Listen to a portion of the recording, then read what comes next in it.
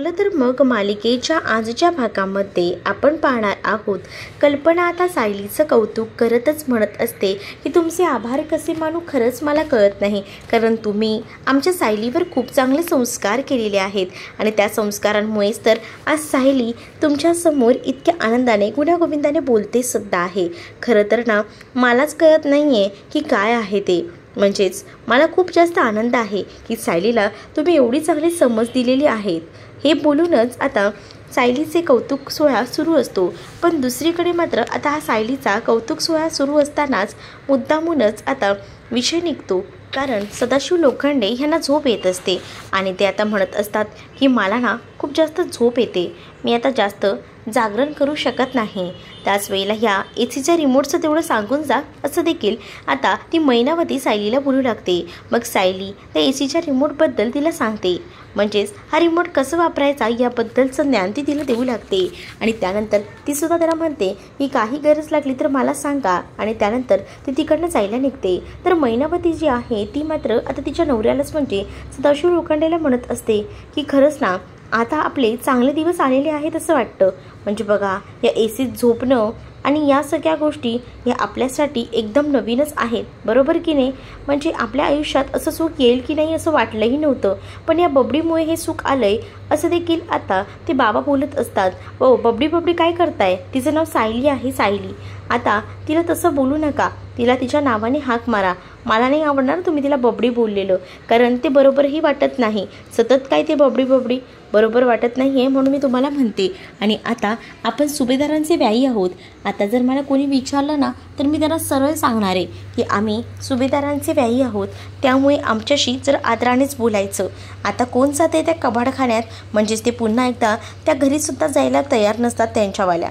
तर दुसरीकडे पाहायला मिळतं की अश्विन आता रूममध्ये येतो आणि जेव्हा आता अश्विन रूममध्ये येतो ना तेव्हा तिथे आता अश्विन जो आहे तो प्रियाला म्हणत असतो की काय गं खाली कोण आले, हे सायलीचे आई बाबा आलेत म्हणे. पण हे सगळं कशासाठी करतोय दादा, मला खरंच कळत नाही आहे. काय गरज होती त्या माणसांना आपल्या घरात ठेवून घ्यायची, आणि असे कोणीही कसे आई बाबा म्हणून भेटू शकतात असं देखील आता तो म्हणू लागतो. तर प्रिया म्हणत असते की काय बोलायचं आता, हे लोक जर उठून कोणालाही घेऊन येत असतील तर आपण त्यावरही काहीच बोलू शकत नाही ना. आता त्याने सायलीचे आई बाबा आणलेत आणि सायलीसारखेच उभे आहेत. त्याचसोबत तुला माहिती आहे का सायलीचे आणि त्यांचे फोटोसुद्धा एकत्र आहेत आणि त्यामुळेच ते सायलीचे आई बाबा आहेत हे सिद्ध झालेलं आहे. दुसरीकडे आता अर्जुन जो आहे तो आता सायलीसोबत बेडरूममध्ये बोलत असतो. त्याच वेळेला सायली अर्जुनला म्हणत असते की आज ना मला खूप जास्त आनंद झालेला आहे की तो आनंद मी शब्दात सुद्धा तुमच्यासमोर व्यक्त करू शकत नाही, कारण आज तुम्ही मला खूप जास्त खुश केलेला आहेत. असा आनंद मी पहिल्यांदा अनुभवते, कारण माझ्यासाठी या सगळ्या काही गोष्टी नवीन आहेत. मला हे वाटलं सुद्धा नव्हतं की माझे आई बाबा माझ्यासमोर असे येतील, पण आज ते तुमच्यामुळे शक्य झाले असं देखील ती आता अर्जुनला म्हणत असते आणि अर्जुनचं कौतुक करत असते. त्याच वेळेला मात्र आता सायलीला झोप सुद्धा लागत नसते. तिच्या डोक्यात सारखे तेच विचार येऊ लागतात आणि ती म्हणत असते की हे सगळं कसं काय झालं. म्हणजे तिला आता तो सगळा क्षण आठवतो, म्हणजे तिच्यासोबत ज्या काही घटना घडल्या आहेत. तिने अर्जुनने आता सायलीच्या आईबापांना सायली समोर आणलेलं होतं आणि हा सगळा प्रसंग आता डोळ्यासमोर ताजा टवटवीत असतो आणि तो सगळा प्रसंग तिला आठवू लागतो. आणि म्हणूनच तर आता ती खूप जास्त भावूक झालेली असते आणि रात्री तिला आता झोपही लागत नसते. तिच्या डोक्यात सतत तेच विचार फिरत असतात आणि म्हणूनच आता कोणत्याही गोष्टी कळत नसतात की नेमकं काय आहे ते. आणि त्याचमुळे आता खूप मोठा गोंधळ उडालेला असतो. पण सायलीला रात्री झोप लागत नसते, अर्जुन मात्र निवांत झोपलेला असतो. तर दुसरीकडे आता पाहायला मिळतं प्रिया जी आहे आता अश्विनला सांगत असते की अश्विन तू काळजी करू नकोस, मला माहिती आहे ना ही लोक तसलीच आहेत, पण आपणही त्याच ह्याच्यामध्ये राहायचं, कारण मला माहिती आहेत ही माणसं कशी आहेत. ती या माणसांना मी चांगलं ओळखून आहे असं बोलून ती आता बोलत असते की ही सायलीचेच आई बाबा आहेत, कारण सायली त्यांच्याच पोटची मुलगी आहे, कारण त्यांचा फोटो त्यांच्या घरी लावलेला होता सायलीसोबतचा आणि तोच तर अर्जुनला भेटलाय. आणि मग असं कसं तो कोणालाही उचलून घेऊन येईल असं आता अर्जुनबद्दल ती बोलू लागते. म्हणजेच आता तिला सांगायचं असतं की अर्जुन असं कोणालाही उचलून घेऊन येणार नाही, कारण मला माहिती आहे ना ते तिचेच आई बाबा आहेत, म्हणून अर्जुनने घरी आणले. ते असे दुसरे कोणाचे आई बाबा नसू शकतात, खरं तर ते मुख्यतः तेच तिचे साईबाबा आहेत, पण पुन्हा एकदा अश्विनला वेगळं काहीतरी वाटायला नको आणि हे सगळ्याची त्यांनी पडताळणी करायला नको म्हणूनच तिने असं सगळं खोटं सांगितलेलं असतं. तर दुसरीकडे मात्र अश्विन म्हणतो की त्यांना काही गोंधळ घालायचा ना तो घालू दे, पण मी आता यामध्ये पडणारही नाही. मग कुठे जाऊन प्रियाला बरं वाटतं, प्रियाला हायसं वाटतं आणि त्यामुळे आता प्रिया अश्विनकडे पाहत असते. तर अश्विन ब्लँकेट वगैरे घेऊन निवांत झोपी गेलेला असतो, पण प्रियाला आता खूप काही टेन्शन असतं, कारण ह्यांना आपण काही झालं तरी कळायला नको की त्यांचीच मुलगी आहे, ह्यांना लवकरात लवकर घरातून हकलवायला हवं हे विचार देखील तिच्या डोक्यात येत असतात. दुसरीकडे मात्र आता सायली आता विचार करत असते, खरंच ना रोज मला इतकं दमल्यानंतर लगेच झोप लागते, पण आज मला झोपही लागत नाही आहे, काय झालं आहे मला. तर अर्जुनही म्हणतो की बायको काय होतं आहे तुला, झोपली कशी नाही आहेस तू, नाहीतर तू रोज एवढ्या झोपतेसुद्धा, पडल्या पडल्या तुझा डोळा लागतो, मग आज काय झालं आहे तुला, असं देखील आता म्हटलं जात असतं. मग काय अर्जुनला ती म्हणते की आजचा दिवसच ना माझ्यासाठी खूप जास्त महत्त्वाचा आहे, मी हा दिवस विसरूही शकत नाही. काय सांगू तुम्हाला, म्हणजे माझे आई बाबा समोर मला दिसले आणि त्यानंतर मला जो काही प्रसंग ना डोळ्यासमोर आहे ना तो जातही नाही आहे. आता अर्जुन तिला समजावतो आणि गुपचूपपणे झोपून जा असं म्हणतो. दुसरीकडे मात्र आता मैनावती आणि त्याचसोबत इकडे सदाशिव लोखंडे हे लवकर उठलेले असतात आणि पूर्ण घरामध्ये इकडे तिकडे फिरत असतात. त्याच वेळेला आता त्यांना भूक लागलेली असते आणि त्यामुळे त्यांची शोधमोहीम सुरू असते. तर समोरून त्यांना येताना प्रिया दिसते. प्रिया जेव्हा त्यांना समोरून येताना दिसते तेव्हा आता ते म्हणतात की आपल्याला भूक लागली, आपण काय करायचं, असं तर आपण किचनमध्ये जाऊ शकत नाही, त्यापेक्षा आपण एक काम करूया, ही पोरगी येते ना या पोरीला विचारूया, ही आपल्याला नक्कीच काहीतरी खायला देईल. प्रियाकडे बघूनच आता ते दोघंही जण बोलत असतात. मग काय प्रियाला मुद्दामूनच मैनावती ए पोरी अशी हाक मारत असते, कारण आता प्रिया जी आहे ती किचनमध्ये जायला निघालेली असते. तर आता घरात शोभेच्या ज्या काही वस्तू असतात त्यासुद्धा ती लोक इकडे तिकडे फिरून पाहत असतात. किती हे सगळं महागातलं आहे ना, हे सुभेदारांचं घर म्हणजे माल आहे माल, असं देखील सदाशिव लोखंडे आता बोलत असतात. आणि या सगळ्या गोष्टी जेव्हा आता सांगितल्या जातात ना तेव्हा मात्र त्यांना तिकडे दिसते ती म्हणजे आता प्रियाला आता ते म्हणत असतात की दे ना आम्हाला जर काहीतरी खायला दे ना, असं बोलून ते आता तिच्यावर चिडलेले असतात. पण इकडे मात्र पोरी बोलल्यामुळे त्याला खूप जास्त संताप आलेला असतो आणि म्हणूनच प्रिया रागारागा तिथे येते आणि म्हणत असते की तुम्ही मला पोरी काय म्हणताय, माझं नाव आहे आणि मला नावाने हाक मारायच्या पहिलेच सांगते मी तुम्हाला, मी तुमची मुलगी नाही आहे, मला तुम्ही काही बोलायचं असं समजलं का, असं बोलून ती आता त्यांच्यावर दादागिरी करत असते. मग दुसरीकडे मात्र आता सदाशिव लोखंडे म्हणत असतात की कोण आहे यांच्या घरातली पोरगी, हिची तर काल ओळखच करून दिली नाही आपल्या पोरीला, तर ही वेगळीच दिसते कोणतरी, असं देखील आता म्हणून आता चिडलेले असतात. आणि इतकी बेकार बाई असेल या घरात असं वाटलंही नव्हतं, असं मैनावती बोलते. कोणाला बोलताय हे सगळं, माझ्या घरात राहून मलाच बोलताय का, लक्षात ठेवा जास्त बोललात तर आता हकलून देईन घरात ना, असं काहीसं आता प्रिया म्हणत असते. मग काय सायली येते. सायलीने आता हे सगळं ऐकलेलं असतं की प्रिया जी आहे ती आपल्या आईवडिलांवर दादागिरी करते, आवाज चढवते. मग या सगळ्या गोष्टी ज्या आहेत त्या सहन होत नसतात. मग या सगळ्या गोष्टी सहन न झाल्यामुळे सायली तिथे येते आणि प्रियाला मागे ढकलते. प्रियाला म्हणत असते की हे काय, कोणती पद्धत झाली माझ्या आईवडिलांशी बोलायची. त्यावर आता प्रिया म्हणत असते मग मला काय बोलतायत हे, मला सरळ म्हणतात ए पोरी माझं नाव आहे की नाही. अहो आई बाबा हिला ना आम्ही गिनतीतच ठेवत नाही आणि तुम्ही सुद्धा तसंच करा, म्हणजे हिला इग्नोर करायचं, सरळ हिच्याकडे लक्षही द्यायचं नाही, कळलं का, असं बोलून ती आता त्यांना सांगत असते. मग काय या सगळ्या गोष्टी जेव्हा आता ती सांगू लागते ना तेव्हा मात्र आता इकडे मैनावती आणि त्याचसोबत सदाशिव म्हणतात की हां बरोबर आहे, कारण ना या मुलीला ना बोलायची शिस्तही नाही आहे, कसंही बोलते, आम्हाला असं वाटलं होतं जरा नीट तरी आमच्याशी अदमीने बोलेल, पण नाही, हिला नीटही बोलता येत नाही आहे. दुसरीकडे मात्र आता त्यांना भूक लागलेली असते आणि ते म्हणत असतात की अगं आम्हाला भूक लागली होती म्हणून आम्ही तिला म्हटलं की ह्याच घरातली आहे तरी काहीतरी आम्हाला खायला देईल म्हणून मी हिला म्हणत होते, पण हिने तर मलाच उलट उत्तर दिलं, असं आता मैनावती सांगू लागते. त्यावर तुम्ही साजूक तुपातला शिरा खाल का, तर हो साजूक तूप थोडं जास्तच घाल, आम्हाला जरा आवडतंच, आणि त्यावर थोडे बेदाणे काजू बदाम हे सुद्धा असायला हवं, असं मैनावती सांगू लागते सायलीला. सायली म्हणते की हो या घरात साजूक तुपातला शिरा बनतो, जे काही आहेत ना पदार्थ ते तुपातच केले जातात, असं देखील ती म्हणून घराचा मोठेपणा सायली दाखवू लागते. पण इकडे मात्र आता सायली आता नाश्ता बनवण्यासाठी किचनमध्ये जात असते तर प्रिया तिच्यावर भडकते. प्रिया तिला म्हणत असते की तुझी हिंमत कशी झाली ग, आता मी किचनमध्ये जाणार होते आणि मग तू किचनमध्ये का गेलीस, मला करायचं आहे हे सगळं काम, मी करणार आहे, काही झालं तरी सुद्धा उठ तू साईडला हो, मला करू दे, माझं आवरून झालं ना का मग तुला काय करायचं आहे ना ते कर, असं देखील ती म्हणू लागते. मग आता हा माझा वेळ आहे, मी करणार आहे. तेवढ्यातच अश्विन तिथे येतो आणि अश्विन म्हणू लागतो की काय ग प्रिया, नाश्ता झाला असेल तर दे ग जरा मला लवकर निघायचं आहे. मग काय ती आता कारण देऊ लागते आणि म्हणत असते की मी नाश्ता करायला आले तर ही सुद्धा आली, आता मला कुठे किचन भेटणार आहे, मला आता उपाशी राहावं लागेल वाटतं. तर आता तो म्हणतो की हे सगळं काय चाललंय घरात. तर सायली म्हणत असते की तुला आताच यायचं होतं का, सकाळपासून तुला वेळ होता आणि तू आता उठून माझ्या टायमिंगला नाश्ता करायला कशी काय येऊ शकतेस, मी आता काहीच तुला करू देणार नाही. आणि अश्विन भाऊजी तुम्हाला बसा तुम्ही इथे, मी तुम्हाला नाश्ता देते, पटकन मी साजूक तुपातला शिरा करते असं देखील सांगू लागते. पण अश्विन ऐकत नाही, अश्विन निघून जातो. दुसरीकडे मात्र आता साक्षीनं कॉल केलेला असतो आणि साक्षी कॉल करूनच बोलू लागते की काय झालं, लवकरात लवकर तुम्ही अजूनही सोय केलेली नाही आहे का, करा ना लवकर व्यवस्था, अशी काय करताय, मी तुम्हाला म्हटलं होतं ना की लवकरात लवकर या सगळ्या गोष्टीची व्यवस्था करा, मला लवकर बाहेर पडायचं आहे. अगं मुली तू 113% मी तुला सांगतोय ना, तू बाहेर पडणार आहेस, तू काळजी करू नको, मी आहे ना तुझ्यासोबत, तुला मी बाहेर काढणार म्हणजे काढणार. मग तर झालं ना, आज बघ काय करतो रात्री ते. पण ह्या जेलरला काही ते समजून घ्या, कारण जास्तच आवाज चाललाय असं देखील साक्षी म्हणू लागते. दुसरीकडे आता तुमची मुलगी ना ही खरंच खूप सुगरण आहे. आता बघा ना, ती आता साजूक तुपातला शिरा बनवते, पण कसं घमघमाट सुटलाय सगळीकडे. हो हो खरंच ना, आमची मुलगी सुगरणच आहे, त्या वासावरूनच कळते आम्हाला. आमची मुलगी ना लहान असतानाच आमच्यापासून दुरावली गेली, त्यामुळे आता तिचे अजून काही विशेष गुणधर्म आम्हाला माहीत नाही आहेत. पण खरंच ती जो काही शिरा बनवते ना त्याच्या सुगंधानेच, त्यामुळेच मला कळून चुकलेलं आहे की खरंच तिने खूप छान असा शिरा बनवलेला आहे. मग काय, त्यांना तर आता खूप जास्त भूक लागलेली असते.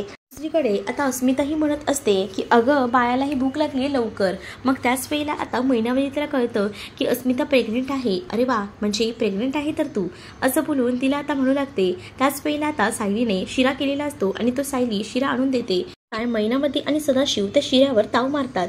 तर दुसरीकडे पाहायला मिळतं की इकडे मात्र साक्षी आणि त्या रेखा या दोघांमध्ये खूप जास्त भांडणं होत असतात. मुद्दामूनच ती भांडणं ती लोकं करत असतात, कारण त्यांना माहिती आहेत ना की भांडणं केल्यामुळे आता इकडनं निघायला भेटणार आहे, हे सुद्धा आता त्यांना माहिती असतं आणि म्हणूनच तर इतकी मोठी भांडणं ती लोक करत असतात.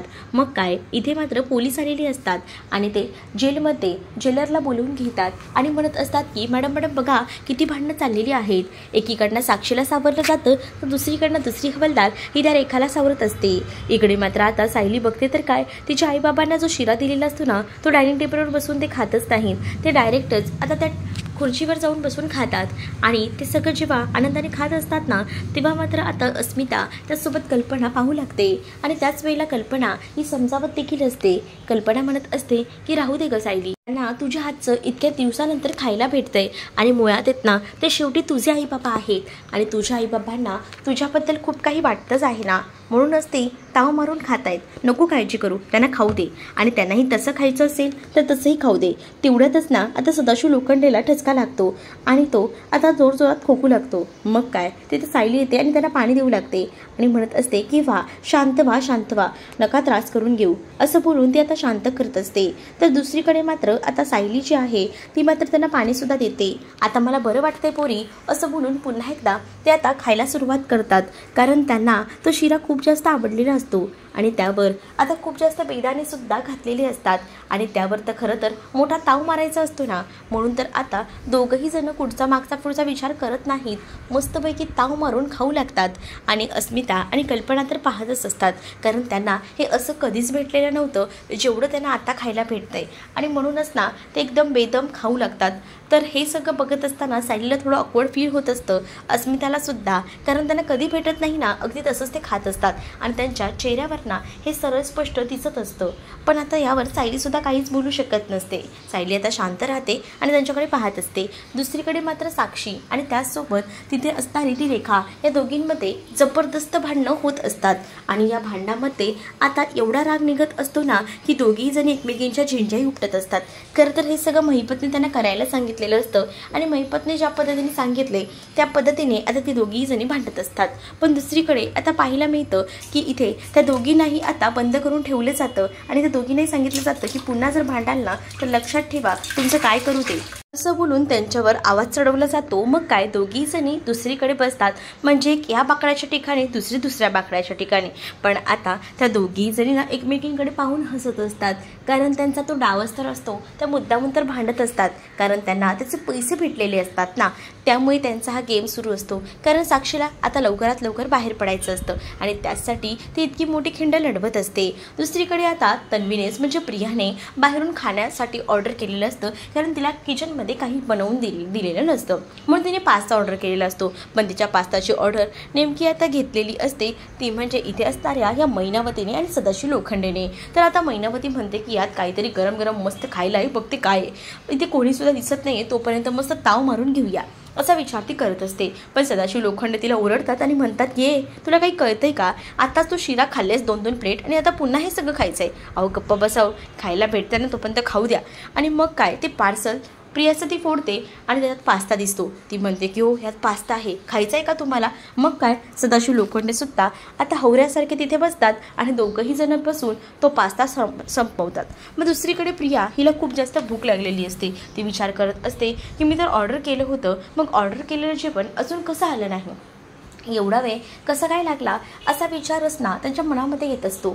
मग काय इथे मात्र प्रिया विचार करते की मी ऑर्डर केलं होतं आणि त्याच वेळेला तिच्या मोबाईलचा टोनसुद्धा वाजतो, म्हणजे तो मेसेज टोन येतो की डिलिव्हरी झालेला आहे। इकडे मात्र आता एकदमच तावातावाने तो पास्ता खाल्ला जात असतो। मैनावतीने मस्त तावच मारलेला असतो आणि सोबत सदाशिव लोखंडेसुद्धा आता तो पास्ता एन्जॉय करत असतात। खरंच ना लई भारी येऊ पास्ता, आपण असलं कसलं हॉटेलचं पण खाल्लं नव्हतं, आता आपण इथे आलोय ना तर आपल्याला तर हे हॉटेलचं सुद्धा खायला भेटते, बघा ना कसलं भारी ना या पोरीच्या घरात, असं देखील आता ते म्हणत असतात। इकडे आता प्रियाला मेसेज आलेला असतो, म्हणून प्रिया आता खूप जास्त विचित्र टेन्शनमध्ये असते। ती विचार करते की माझं पार्सल आलंय आणि मला अजून कसं काय भेटलं नाही। मग आता ती ठरवते की खाली जाऊया आणि बघूया नेमकं पार्सल कुठे आलंय ते। मग काय ती आता खाली जाते, तिथे आता विमल नुकतीच मागून पुढे आलेली असते, म्हणजे खरं तर ती मागच्या दाराला कपडे सुकत घालायला गेलेली असते, तेवढ्यातच ती पुढच्या दाराला आलेली असते। आणि आता प्रिया खाली येते आणि प्रिया खाली आल्याबरोबर मैनावती लगेच जो पास्ता खात असते ना तो लपवू लागते। मग काय विमलला प्रिया विचारते की काय गं, मी पास्ता ऑर्डर केला होता, तू घेतलायस का।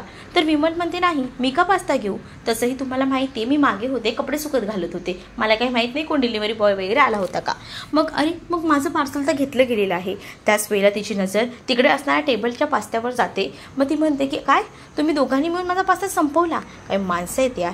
खरंच ना तेवढ्यातच सायली जिन्यावरला खाली उतरत असते, सायलीच्या कानावर तो आवाज जातो। सायली म्हणत असते की काय प्रॉब्लेम आहे गं प्रिया, तुझा काय प्रॉब्लेम काय ते तर सांग। तर सायलीला आता प्रिया सांगू लागते की बघ मी माझ्यासाठी पास्ता ऑर्डर केला होता आणि तो पास्ता या तुझ्या आईवडिलांनी संपवला आहे, जरा जरी अक्कल आहे का गं ह्यांना, मी ऑर्डर केलेलं कसं काय खाऊ शकतात हे, त्याच्यावर नाव सुद्धा लिहिलेलं होतं माझं तन्वी सुभेदार म्हणून, मग हे लोक कसं काय खाऊ शकतात, असं बोलून ती आता आवाज चढवू लागते। मात्र आता सायली तिला समजवते आणि म्हणते इतकंच ना, तुला आता मी पुन्हा ऑर्डर करून देते, मग तर झालं, उगाच ना माझ्या आईबाबांना नको ते बोल लावू नकोस, तुला अजून हवं असेल तर सांग मला, मी आत्ता ऑर्डर करते, कर मला ऑर्डर कर, मला हवं आहे, मला भूक लागली, असं प्रिया आता सायलीला सांगू लागते। मग काय सायली म्हणत असते की करते मी ऑर्डर। तर दुसरीकडे मात्र आता तिचे राहिलं आहे ते खाऊन घ्या असं देखील सायली आता आपल्या आईलाच म्हणजे मैनावतीला सांगते आणि तिची सवयच तशी आहे, मी तिच्यासाठी ऑर्डर करते, मग तर झालं ना, तुम्ही टेन्शन घेऊ नका, असं देखील सायली जी आहे ती बोलू लागते। मग काय मैनावती आणि सदाशिव लोखंडे त्या पास्त्यावर ताव मारतात। तर दुसरीकडे मात्र प्रियाला खूप जास्त राग येत असतो, कारण प्रियाला खूप जास्त भूक लागलेली असते आणि तिला भूक लागलेली असतानाच तिचं आता सगळं काही संपवण्याचं काम जे आहे खाण्याचं ते या मैनावती आणि सदाशिव लोखंडेने केलेलं असतं। शेवटी ते सुद्धा तिचे आईबाबाच आहेत, जसं काही फुकट मिळतंय तसं ते लगेच खातात, अगदी प्रियाप्रमाणेच आहेत ते सुद्धा। मग सायली त्यांना शांत करत असते आणि सायली म्हणत असते की तुम्ही काळजी करू नका, मी तुमच्यासाठी काहीतरी बघते खायला, आणि त्यानंतर ती तिकडनं जाते। तर पुढील भागामध्ये आपल्याला पाहायला मिळतं इकडे जो आता महिपत असतो ना, तो आता म्हणत असतो की पोरी तू काळजी करू नको, तुझी आज सुटका 113% आज साक्षीकडे मरेलच, आणि असं बोलूनच ना इथे मात्र एका दुसऱ्याच बाईचा गळा दाबला जातो आणि त्याच वेळेला आता साक्षी आणि त्यासोबत रेखा ह्या दोघी जणी घाबरत असतात की नेमकं काय चाललंय, खरंच काही कळायला मार्ग नसतो। साक्षी तर आता घाबरलेली असते, पण तिची सुटका करण्यासाठी महिपतने हे खूप मोठं पाऊल उचललेलं असतं, पण महिपतला हे कळत नसतं की या सगळ्यामध्ये तो किती मोठा अडकणार आहे ते। पण दुसरीकडे पाहायला मिळतं की आता सगळीजणं बसलेली असतात आणि त्याच वेळेला चर्चा सुरू असतात की सायली जी आहे ती 5 वर्षाची असताना हरवली होती. म्हणजे ती लोकं सांगत असतात की आमची मुलगी ना 5 वर्षाची असताना हरवली होती. ती खरं तर बबलीबद्दल सांगत असतात. पण हे सगळं जेव्हा आता प्रतापाने ऐकतात तेव्हा म्हणतात की सायली काय गं, तू पण 5 वर्षाची असताना हरवली होतीस का? मग आता पूर्णपणे गोंधळ उडून जातो. आता नेमकं काय ह्याच्यातून साध्य होतं हे येणाऱ्या भागांमध्येच आपल्याला पाहायला मिळणार आहे. तुम्ही जर आपल्या चॅनलवर नवीन असाल तर आपल्या चॅनलला नक्कीच सबस्क्राईब करा. चला तर मग भेटूया पुढच्या भागामध्ये. तोपर्यंत टाटा बाय.